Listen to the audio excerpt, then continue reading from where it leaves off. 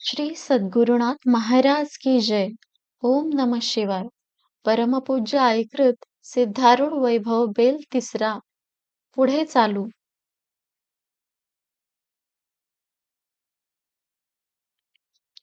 त्यानंतर सिद्धबाळ भीम व सोमसह मार्ग आक्रमण करू लागले. घोर रानातून जात असता हिंस्र पशूंची जेव्हा गर्जना ऐकू येऊ लागली तेव्हा ते दोघे भयभीत होऊन थर थर कापू लागले. भीम म्हणाला, सिद्धा, आम्हाला तुझा परमार्थ नको. आम्ही जगू तर भिक्षा मागून खाऊ. सिद्धबाळ म्हणाले, आपण देवाचे नाव घेत वाट चालूया. देवाचे नाव आपल्या जवळ असेल तर पाप, ताप, विघ्न, संकटे, दारिद्र्यादी सर्व दुरित्रे प्रयत्नाशिवाय नाश पावतात. मात्र ज्या मानाने विश्वास असेल त्या मानाने फळ मिळणार. जो मनापासून हरिनाम घेतो त्याच्या पुढे यमदूतच नव्हे तर यमराजही आपले मस्तक नमवितो. असे असता या हिंस्र पशूंची काय विषाद. मृकंड नावाचे एक ऋषी होते. त्यांनी सुपुत्र प्राप्तीच्या उद्देशाने एकोभावे अनुष्ठान आरंभिले. फक्त एक वेळ फळे सेवन करून अहोरात्र ओम नमः शिवाय या मंत्राचा ते घोष करीत असत. लवकरच त्यांच्या भक्तीला संतुष्ट होऊन एके दिवशी त्यांच्या पुढे शंकर प्रसन्न झाले.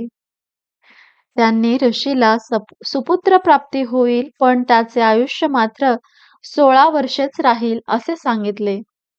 लवकरच ऋषीला पुत्र झाला. मुलाचे नाव मार्कंडेय असे ठेवण्यात आले. 8व्या वर्षी त्याचे मौजीबंधन केले. वयाच्या 15 वर्षापर्यंत तो सर्व विद्येत निपुण झाला. पण त्याचा मृतकाळ समीप येत चालला या आठवणीने त्याची माता दिवसेंदिवस झुरू लागली. आपली माता येता जाता डोळे पुसत असल्याचे पाहून एके दिवशी मार्कंडेयाने तिला रडण्याचे कारण विचारले. तेव्हा तिने शंकराने दिलेल्या वराची हकीकत त्यास सांगितली आणि ती म्हणाली, बाळ, तुला कालपासून 16वे वर्ष लागले म्हणून यापुढे तू आमचा थोडक्याच दिवसाचा सोबती आहेस, म्हणून मला दुःख होत आहे. हे मातृदेवतेचे शब्द ऐकताच मार्कंडेय म्हणाला, आई, तू तिळमात्रही शोक करू नकोस. ज्या शंकराच्या आशीर्वादाने माझा जन्म झाला आहे त्याच्याच कृपेने माझा मृत्यू निश्चित टळेल.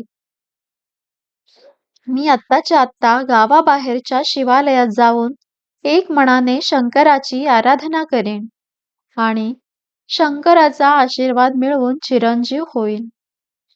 असे म्हणून त्याने आई वडिलांना साष्टांग नमस्कार केला. त्या समयी मार्कंडेयाला वडिलांनी, देवळात जाणार तर जा, पण शंकरापुढे ओम नमः शिवाय या मंत्राचा जप करीत बैस असे सांगितले. गुरुपदेश घेऊन मार्कंडेय जो घरातून निघाला तो थेट शिवालयात गेला. वडिलांच्या सूचनेप्रमाणे त्याने अनुष्ठान आरंभिले. त्याच्या भक्तीच्या सामर्थ्याने त्याचे प्राणहरण करण्यास आलेले यमदूत त्याच्या दृष्टीस पडले. त्या क्षणी त्याने शिवपिंडीला घट्ट मिठी मारली. यमदूत बराच वेळ उभे राहून शेवटी येथे आपले काहीच चालणार नाही असे म्हणून ते तेथून परतले. दूतांच्याकडून वृत्तांत कळल्यावर यमधर्म आपण स्वतः रेड्यावर बसून शिवालयात आला आणि दारातूनच मार्कंडेयावर पाश टाकून हळूहळू तो पाश खेचू लागला. तोच भक्त कैवारी श्री शंकर पिंडीतून प्रगट झाले. त्यांनी यमधर्माला मारण्यासाठी जेव्हा त्रिशूल उगारला तेव्हा यमराजा शंकरांना शरण आला.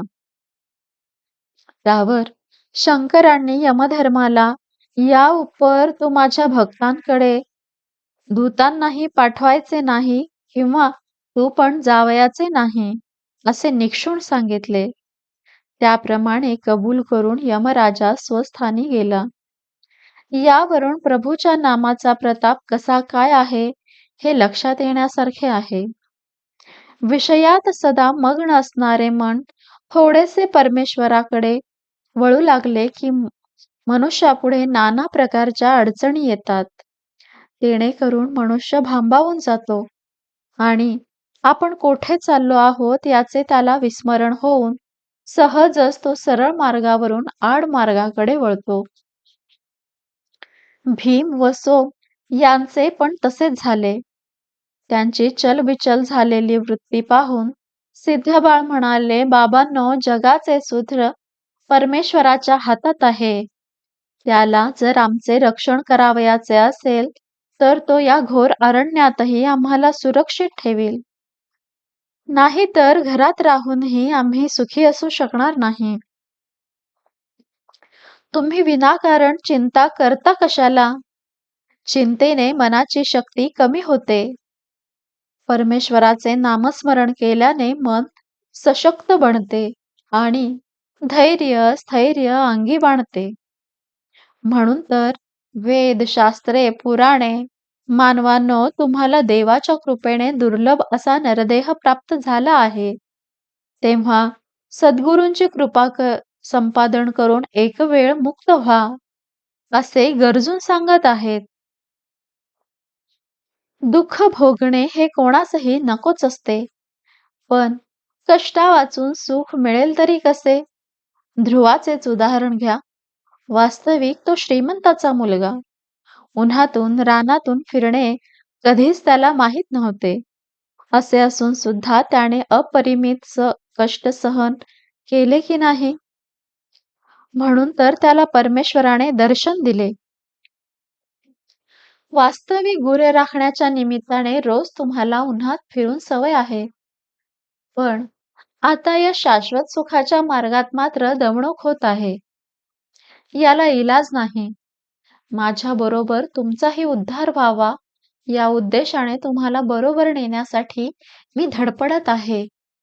पण तुमचा भोग अजून जर संपला नाही तर तुम्हाला या मार्गाचे अवलंबन करणे कसे जुळेल? हे सिद्धा बाळांचे बोलणे ऐकून सोम म्हणाला, सिद्धा, या उपर तू काहीही सांगितलेस तरी ते आम्हाला बिलकुल पटणार नाही. एकदाची तू आमची पाठवणी कर म्हणजे झाले. त्यावर सिद्ध बाळांनी त्या उभयतांना निरोप दिला. आपल्या बऱ्या वाईटास दुसरा कोणी जबाबदार नसून आपले आपणच आहोत हे जेव्हा मनुष्याच्या लक्षात परिपूर्णपणे येते तेव्हाच तो सावध होतो, म्हणजे योग्य मार्गाला लागतो. तोवर त्याला गोते खावे लागतात. तहानलेल्या माणसाजवळ जरी भांडे नाही तरी तो नदीचे पाणी ओंजळीने का होईना 2 घोट पिऊन घेईल. पण ज्याला तहान लागलीच नाही तो मात्र नदीकाठी जाऊनही पाण्याला न शिवताच परत फिरेल. त्याप्रमाणे ज्याला खरोखर सुखप्राप्तीची तळमळ लागली आहे तो हर प्रयत्नाने सद्गुरूंचा शोध करून त्यांच्याजवळ मार्गदर्शनार्थ अपेक्षा करेल. परंतु ज्याला मुळीच तळमळ लागली नाही तो मात्र गुरुदर्शनाची दुर्लभ संधी जरी चालून आली तरी मुद्दाम ती टाळण्याचा प्रयत्न करेल. भूक लागली म्हणजे लहान मूल आईकडे धाव घेते. तद्वत खऱ्या सुखाची तळमळ लागल्यामुळे सिद्ध बाळ सद्गुरूंच्या शोधार्थ वाट चालू लागले. आई भोवती मुले गोळा झाली म्हणजे मोठी मुले तिच्याकडे कोणी चेंडू, भोवरा, कोणी विटीदांडू, कोणी बाहुली मागतात. त्या वस्तू मिळाल्या की मुले आईपासून लांब जातात. पण एखादे लहान मूल असेल तर ते मात्र कोणत्याही वस्तूची अपेक्षा न करता आईने आपल्याला घ्यावे म्हणून रडते. त्याप्रमाणे प्रापंचिक जन देवाजवळ कोणी घर, कोणी संतती, कोणी संपत्ती इत्यादी मागतात. देवाने इच्छा पुरविली की त्याच्यापासून लांब जातात म्हणजे देवाला विसरतात. पण मुमुक्षू मात्र सर्व विषय झुगारून देऊन दिवसेंदिवस अधिकाधिक देवाजवळ जाण्यास धडपडतो. चंदनाचे झाड शोधून त्याला विळखा घालून बैस, असे सापाला कोणी सांगावे लागत नाही. मुंग्यांना अमुक ठिकाणी गुळाची ढेप ठेवली आहे, याबद्दल कोणी कळवावे लागत नाही. अथवा कमळातील मकरंद घेण्यासाठी भुंग्यांना आमंत्रण द्यावे लागत नाही. त्याचप्रमाणे खऱ्या मुमुक्षूला आपल्या मूळ स्वरूपाकडे वळविण्याकरिता कोणाच्या आग्रहाची जरुरी लागत नाही. इतर पक्षी फळे खाऊन तृप्त होतात, पण चातक पक्षी मात्र पावसाचीच वाट पाहत असतो. तद्वत इतर लोक अन्य साधनाने तृप्ती पावतात, परंतु मुमुक्षू म्हणजे केवळ मोक्षाची इच्छा करणारा हा मात्र गुरूंच्या कृपेचीच वाट पाहत असतो. रस्त्यावरून एखादा मुलगा आई आई म्हणून जर रडत रडत जाऊ लागला, तर पोलीस त्याच्याविषयी चौकशी करून त्याला त्याच्या पालकाच्या स्वाधीन करतो. त्याप्रमाणे परमेश्वरासाठीच जर कोणी रडत असेल, तर त्याला सद्गुरू मार्गदर्शन करून परमेश्वराप्रत पोहोचवितो. पण परमेश्वरासाठीच रडणारा मात्र या जगात फारच विरळा होय. गुरुशोधार्थ मार्ग आक्रमण करीत असता सिद्ध बाळ मिळेल तो आहार एक वेळ घेत असत. दिवसा चालावे आणि रात्री एखाद्या झाडाखाली, देवळात किंवा मशिदीत जाऊन झोपावे. प्रत्येक गावात संतांच्या बद्दल विचारपूस करावी. त्याप्रमाणे अनेक देश फिरण्यात त्यांनी बरेच दिवस घालविले, परंतु त्यांना कुठेही गुरुस्थान लाभले नाही. शेवटी उदास होऊन ते हैदराबाद, गोवळकोंडा या दिशेला वळले. पुढे तिमिरलंकेच्या एका गुहेत जाऊन ते बसले. मरणोन्मुख झालेल्या मनुष्याला जसा लग्नाचा विचार सुचत नाही, त्याप्रमाणे खऱ्या मुमुक्षूचे मन अन्य विचारात गुरफटत नाही. ज्याला गाडी गाठायची घाई आहे, त्याचे लक्ष वाटेवर चाललेल्या लग्नाच्या मिरवणुकीकडे जसे जात नाही, त्याप्रमाणे आपणास गुरु कधी भेटेल आणि आपण केव्हा एकदा कृतार्थ होऊ, अशी तळमळ लागलेल्या सिद्ध बाळांना भूक, तहान, झोप हे काहीच सुचेनासे झाले. पाण्याच्या बाहेर आलेल्या माशाला जसे पाण्याचे महत्त्व कळते, त्याप्रमाणे बद्धतेपासून सुटण्याची मनापासून ज्याची इच्छा असेल, त्यालाच मुक्त स्थितीच्या आनंदाची खरी तळमळ लागते. ज्याला गुरूंची कृपा संपादन करावयाची आहे, त्याने जीवावर उदार व्हावे लागते. मुमुक्षूची तळमळ खरी आहे किंवा नाही, याची परीक्षा पाहिल्याशिवाय, तसेच त्याबद्दलची परिपूर्ण खात्री वाटल्या वाचून परमेश्वर मुमुक्षूचा हेतू पूर्ण करीत नाही. नारायण महाराज जालवणकर हे गुरुकृपा संपादन करण्यासाठी जे घरातून बाहेर पडले, ते फिरत फिरत गिरनार पर्वतावर गेले. तेथे निरंजन स्वामी नावाचे संत राहत असत. त्यांनी शिष्यत्व पत्करिले. त्यानंतर गुरु आज्ञेनुसार त्यांच्या आश्रमात राहून त्यांनी दत्तोपासना चालविली. बरीच वर्षे निघून गेली, तरी त्यांच्या मनाचे समाधान झाले नाही. एके दिवशी गुरुजवळ त्यांनी त्याबद्दल आपले मनोगत व्यक्त केले. जेव्हा दत्तदर्शन होईल, तेव्हाच तुझे समाधान होईल, असे गुरूंनी त्यास सांगितले.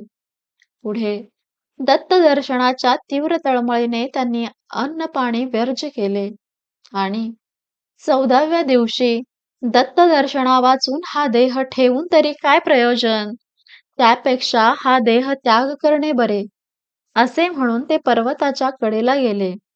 तेव्हा दत्तांनी त्यांची मनस्थिती जाणून त्यांना प्रत्यक्ष दर्शन दिले. सिद्ध बाळ गुहेमध्ये बसल्या बसल्या गुरुबद्दलच्या विचारात मग्न राहत असता त्यांना क्षणभर डुलकी आली. इतक्यात त्यांच्या पुढे एक साधू प्रगट झाले. त्या साधू पुरुषाने सिद्ध बाळांच्या हातास धरून उठविले आणि म्हणाले, मुला, तू मोठा भाग्यवान आहेस. म्हणून तर बाळपणीच तुझ्या ठिकाणी मुमुक्षुत्व उत्पन्न होऊन तू गुरुशोधार्थ निघालास. तुला पाहून मला अत्यंत आनंद होत आहे. तिळमात्रही तू चिंता करू नको. तुझे मनोरथ सत्वर पूर्ण होतील. तो पहा डोंगर. त्याच्या त्याच्या पायथ्याशी श्रीशैल नावाचे क्षेत्र आहे. प्रथम तू तेथे जा आणि मल्लिकार्जुनाचे दर्शन घे. त्यावर सूरपुरावरून गुंटकल जवळ असलेल्या अमरगुड्ड या गावी जाऊन मुक्काम कर. तेथे कट्टे मठाधिकारी कट, कट्टे मठाधिकारी गजदंड या नावाचे स्वामी आहेत. समय पाहून तू त्यांचे दर्शन घे आणि मार्गदर्शनार्थ त्यांच्या जवळ याचना कर. मनोभावे त्यांची सेवा करशील तर तुझ्यावर ते कृपा करतील. त्यावर तू कृतकृत्य होशील. आता उठ आणि वाट चालू लाग. एखाद्या सुकलेल्या झाडाला पाणी मिळाले म्हणजे ते जसे टवटवीत होते, त्याप्रमाणे साधूंच्या मार्गदर्शनाने सिद्ध बाळाचे मन उल्हसित होऊन चेहरा प्रफुल्लित झाला. ज्याप्रमाणे कमळे सूर्योदयाची, कुमुदिनी चंद्रोदयाची, झाडे वसंत ऋतूची मार्गप्रतीक्षा करतात, त्याप्रमाणे खरा मुमुक्षू सद्गुरूंच्या मार्गदर्शनाचीच वाट पाहत असतो. भुकेलेला माणूस जसा अन्न मिळवण्याची खटपट करतो किंवा तहान लागलेला इसम जसा पाणी शोधित जातो, त्याप्रमाणे प्राप्तीची तीव्र तळमळ लागलेल्या सिद्ध बाळांना गुरुस्थानाबद्दलची सूचना मिळताच क्षणाचाही विलंब न लावता ते भराभर वाट चालू लागले. नदी पुढे जाऊन आपण नुसते उभे राहिलो तर आपला फायदा होत नाही. हात पाय धुणे, पाणी पिणे, स्नान करणे, कपडे धुणे, पाणी आणणे यापैकी कोणतीही गोष्ट साधावयाची असेल तर आपल्याला नदी पुढे नम्र व्हावेच लागते. त्याप्रमाणे ज्याला ब्रह्मानंद हवा आहे त्याने सिद्ध पुरुषांच्या चरणी नम्र झाले पाहिजे. तरच त्यांची इच्छा सफल होते. सिद्ध बाळ मठाच्या दारात जाऊन पोहोचले. इतक्यात मठातून एक भव्य व्यक्ती बाहेर आली. गजदंड स्वामी ते हेच असावेत असे सिद्ध बाळांना वाटल्यावरून त्यांनी त्या साष्टांग प्रणिपात केला व ते नम्रतापूर्वक हात जोडून उभे राहिले. खरोखरच ती व्यक्ती म्हणजे गजदंड स्वामीच होते. स्वामी गजदंड सिद्ध बाळांना उद्देशून किंचित रागाचा आव आणून, कोण आहेस रे तू? वाटेवर का उभा राहिलास? बाजूला हो, असे म्हणाले. शिष्याच्या ठिकाणी ज्ञानलालसा जर खरी नसेल तर गुरूंच्या वागण्यातील मर्म न समजता त्याचे मन शंका कुशंकांनी भरून जाते आणि ज्ञानलालसा जर खरी असेल तर गुरूंच्या वाणीतून निघालेला प्रत्येक शब्द त्याला बहुमोलाचा वाटतो. उदाहरणार्थ, गोंदवलेचे ब्रह्मचैतन्य म्हणजे पूर्वाश्रमीचे गणपत बुवा यांना आत्मज्ञान प्राप्तीची जेव्हा खरी तळमळ लागली तेव्हा सद्गुरु शोधार्थ ते घरातून बाहेर पडले. ते फिरत फिरत एकदा वराड प्रांतात गेले. तेव्हा त्यांनी तेथील एका खेड्यात मुक्काम केला. गावाबाहेर तुकाराम चैतन्य नावाचे साधू राहत असल्याचे समजल्यावरून ते त्यांच्या दर्शनार्थ गेले. त्यांना पाहताच दरोडेखोराला दरोडेखोर असे ते म्हणाले. तरी ब्रह्मचैतन्यांना त्याविषयी तिळमात्रही विषाद वाटला नाही. उलट त्यांना आपण ज्या वस्तूचा शोध करीत होतो ती वस्तू अनायासे लाभली आहे, तेव्हा आपण त्यांची काया वाचा मनाने सेवा करून शक्यतो सत्वर आपला उद्धार करून घ्यावा असे वाटले. त्यांनी आपली इच्छा त्यांच्या पुढे प्रगट करीताच ते म्हणाले, माझी सेवा करणे फार फार कठीण आहे बाबा. तुझ्याने ती झेपणार नाही. त्यातून माझा तामसी स्वभाव. त्यामुळे मी प्राणीमात्रांना अतिशय कठोरपणाने वागवतो. सेवा द्याच म्हणशील तर ही घे, असे म्हणून त्यांनी गणपतबुवांच्यावर दगड फेकण्यास सुरुवात केली. तेव्हा ते सर्व दगड त्यांनी गुरुप्रसाद म्हणून मस्तकी धारण केले. ज्ञानी पुरुषाने मारले किंवा शिव्या जरी दिल्या तरी त्या ऐकून घेणाऱ्याचे त्यात कल्याणच असते. पण हे खऱ्या मुमुक्षुत्वाशिवाय लक्षात येणार नाही. तुकाराम चैतन्यांनी गणपतबुवांची परीक्षा पाहण्यासाठी त्यांना आपले पाय चेपण्यास सांगितले. त्यांनी चरणास स्पर्श करताच तुकाराम चैतन्य एकदम चिडले आणि त्यांनी गणपतबुवांना एक ठोसा मारला व म्हणाले, तुझे हात मला दगडापेक्षाही कठीण लागतात. दूर हो, दूर हो. माझ्या पायांना तू बिलकुल स्पर्श करू नको. तरी गणपतबुवा काहीच न बोलता स्वस्थ राहिले. मातीची घागर घेतेवेळी ती धड आहे की गळकी आहे याबद्दल आपण जशी चौकशी करीत असतो, त्याप्रमाणे शिष्याच्या ठिकाणी आपल्याविषयी कितपत आदर आहे, तसेच आपला बोध साठवण्याची कितपत शक्ती आहे, हे सद्गुरू प्रथम तपासून पाहत असतात.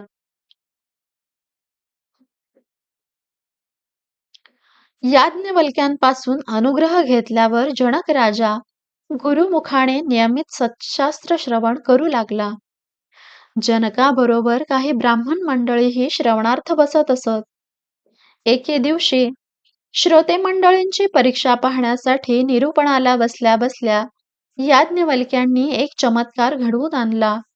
तो म्हणजे हा की एकाएकी ब्राह्मणांच्या झोपड्यांना आग लागली. तेव्हा त्यांच्या बायका धावत धावत श्रवणाच्या जागी येऊन आपापल्या पतीला ती वार्ता रडत रडत सांगू लागल्या. दुसरीकडून राजवाड्याला आग लागली म्हणून सेवक धावत आले आणि राजाला ती वार्ता सांगू लागले. तरी राजाचे मन किंचितही चंचल झाले नाही. प्रत्यक्ष राणीने येऊन राजाला हलवून हलवून आपला वाडा जळू लागला आहे, सत्वर उठा असे सांगून सुद्धा तो जागेवरून हलला नाही. उलट त्याने आमचे असेल तर राहील, नसेल तर जळून जाईल असे तिला सांगितले. ब्राह्मण मंडळी मात्र श्रवण सोडून भराभर उठून गेली. शेवटी जनक राजा मात्र गुरूंच्या परीक्षेला उतरला. सराफ सोने आपल्या ताब्यात घेण्यापूर्वी कातरून, घासून, तापवून, ठोकून जसे पाहतो, त्याप्रमाणे गुरु ही शिष्याला उच्च नीच सेवा देऊन, कठीण व गोड बोलून, रागावून व अबोला धरून हर तऱ्हेने प्रश्न विचारून परीक्षा पाहत असतात. समर्थ रामदासांच्या शिष्यांपैकी कल्याण नावाचे एक पट्टशिष्य होते. कल्याणाचे पाळण्यातील नाव अंबाजी होय.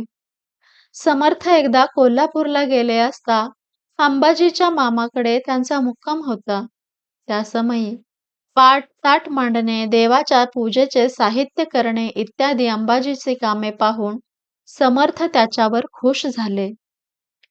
त्याची कुशाग्र बुद्धी पाहून समर्थांनी मामांकडून अंबाजीला मागून घेतले. त्यावेळी अंबाजीचे वय 8 वर्षाचे होते. 12 वर्षे सहवास घडल्यावर एके दिवशी अंबाजीची परीक्षा पाहण्याच्या उद्देशाने त्याला समर्थ म्हणाले, अंबाजी इकडे ये पाहू. अंबाजी जवळ येताच समोरील झाडाकडे बोट करून या झाडाची फांदी शेंड्याकडे बसून तोड असे सांगून ते तेथून निघून गेले. लगेच गुरु आज्ञा शिरसावंद्य मानून अंबाजीने फांदी तोडली. तोच अंबाजी नजीकच्या झाडानजीक असलेल्या विहिरीत पडला. तेव्हा आसपासची माणसे गोळा झाली. एकाने जाऊन समर्थांना बोलावून आणले. विहिरीच्या आत पाहत पाहत समर्थांनी अंबाजी म्हणून हाक मारली. तोच अंबाजीने विहिरीतून ओ दिली. तेव्हा अंबाजी, तुझे कल्याण असो, आता वर ये, असे समर्थ म्हणाले. त्या क्षणी अंबाजी वर आला. तेव्हापासून अंबाजीचे नाव कल्याण असे पडले. गुरूंच्या ठिकाणी शिष्याची अढळ श्रद्धा असली पाहिजे. केवळ वाऱ्याच्या झुळकेसरशी उडणाऱ्या गवताच्या काडीप्रमाणे म्हणजे मतलबी श्रद्धा असता कामा नये. कारण अढळ श्रद्धा असल्याशिवाय शिष्याला गुरुकृपा संपादिता येत नाही. पुढे समर्थांचा शिष्य समुदाय बराचसा वाढल्यामुळे त्यांची परीक्षा पहावी असे समर्थांना वाटले. दुसरे दिवशी समर्थ रामदास प्रातःकाळी अंथरुणावरून उठता उठता जोरात विव्हळू लागले. ते ऐकून सर्व शिष्यगण त्यांच्या जवळ येऊन त्यांची विचारपूस करू लागले. तेव्हा शिष्यांना उद्देशून ते म्हणाले, माझ्या पायाला एक गळू झाले आहे. जेणेकरून मला असह्य वेदना होत आहेत. रात्रभर झोप लागली नाही. मी जरी मेलो तरी मला बायको ना पोर. केवळ तुम्हाला मी हवा आहे म्हणून तर जगावचे. जर हे कोणी गळू चोखण्यास तयार होईल तर मला आराम वाटू लागेल. पण त्याला मात्र मृत्युमुखी पडावे लागेल. हे ऐकून निष्ठा नसलेल्या शिष्यांपैकी एक जण म्हणाला, माझे आई-बाप अतिशय वृद्ध आहेत. ते जर माझे लग्न झाले असते तर बायकोवर त्यांची जबाबदारी टाकून मी मरायला तयार झालो असतो. दुसरा म्हणाला, नुकतेच माझे लग्न झाले आहे. तिचा गळा कापल्याचा मला दोष लागेल. म्हणून मी पुढे सरसावण्यास कचरतो. तिसरा म्हणाला, माझी मुले अगदी लहान आहेत. ती जर मोठी असती तर गुरु आज्ञा खचित मी पालन केली असती. याप्रमाणे प्रत्येकाने एक एक निमित्त पुढे करून पळवाट काढली.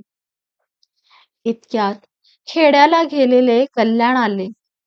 त्यांना ही गोष्ट कळताच क्षणाचाही विलंब न लावता त्यांनी गळूला तोंड लावले आणि भराभर चोखू लागले.